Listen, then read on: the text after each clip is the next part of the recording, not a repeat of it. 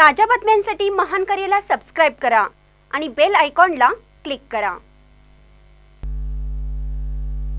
हुपरीत अंमली पदार्थ विक्री विरोधात महामोर्चा, युवासेना व शिवसेनेच्या वतीने महामोर्चाचे आयोजन।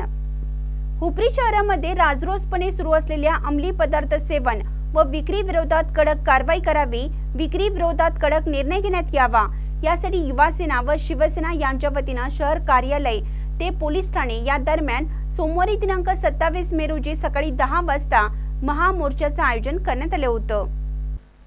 तरुणाई गांजाच्या नशेत चालली आहे, त्यामुळे त्यांना वाचवण्याची, तरुणांना योग्य दिशा देण्याची तसेच अंमली पदार्थ विक्री करणाऱ्यांना व त्यांना पाठीशी घालणाऱ्यांना धडा शिकवण्यासाठी पोलीस प्रशासनाने मदत करावी व हुपरी शहरामध्ये विक्री करणाऱ्यांना ताब्यात घ्यावं असे युवा सेना नेते शिवाजी जाधव यांनी मनोगत व्यक्त केलं।